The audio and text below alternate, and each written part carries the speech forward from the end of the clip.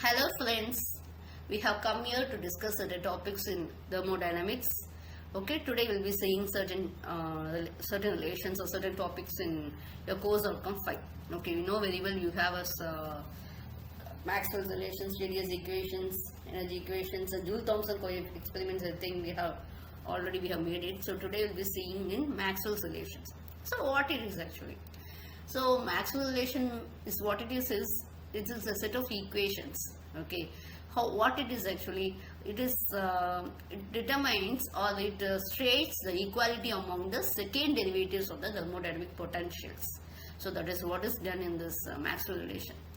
They follow directly from the fact that the order of differentiation of an analytical variables of two variables. Okay, analytical function of two variables is irrelevant. So what we do is we take the partial derivatives are taken with respect to all other natural variables, and certain things are being held as constant.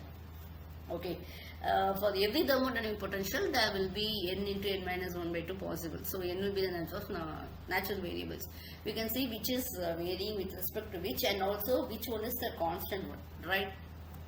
The four common we have is the equalities. So how I do is I am taking left side alone. So dou T by dou V for the constant entropy is equal to minus dou P by dou S for V. Okay, similarly you have it as dou T by dou P for S is equal to dou V by dou S of P. Dou S of dou V by T is equal to dou P by dou T for constant volume.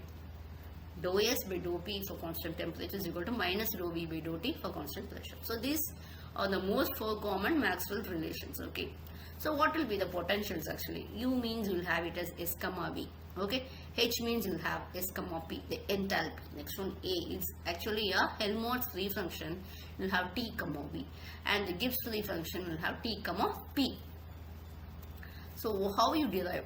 This is du, we know very well, TdS minus PdV. This we have obtained from our TdS equations.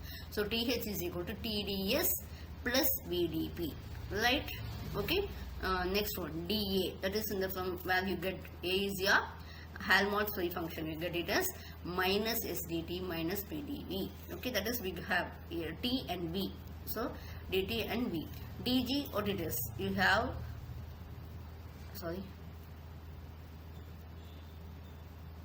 yes, for G you have it as T and P. So I am taking Tg is equal to minus S into dt plus V into dP.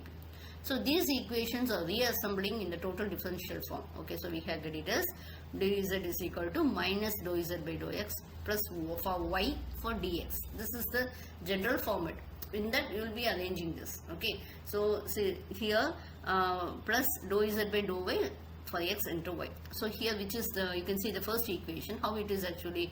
So indeed it can be shown as, if you take it as max you can get it as dou z by dou x, you take it as m, right, and n will be your dou z by dou y. Okay, that will be a n. So what will be your m?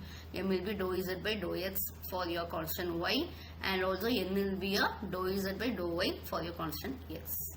Okay, so now I am taking this dH is equal to TdS plus VdV. Now what I am doing is here T is equal to, how I get this? How I get this equation? From already I get this, isn't it? What it is? Dou z by dou x, which is my x actually here. You can see that dou z by dou x for your dou z by dou x for your y, right?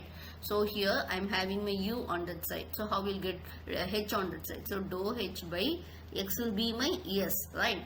So x will be my s. So I get it as t is equal to dou h by dou s. What is that y there? P. So P. V, how we will get dou h by dou p for your s. Okay, so now what happens, we know that the functions with continuous second derivatives. So we are putting this as dou by dou y of dou z by dou x at y is equal to, we get it as what it is, dou square z by dou x dou y. Okay, we are rearranging dou square z by dou x dou y, and therefore we can see that similarly I am doing this. What happens? Dou by dou p of what it is, dou h of dou s at constant p is equal to dou by dou s dou h by dou p for your constant s. Okay, so therefore what we get, dou t by dou p for your s is equal to dou v by dou s for a constant p. Okay, so this is the way by which we will be finding out the values of other ones. So what are the equations we get here? This is the procedure. So similarly we will be applying for other equations. What it is? dH is equal to dds plus vdp, dA is equal to minus s. Similarly we will be applying and we will be getting these equations what we saw in the Maxwell's relation. So this is the general method that has been used to derive the Maxwell relation. Okay, thank you. We shall meet in the next video.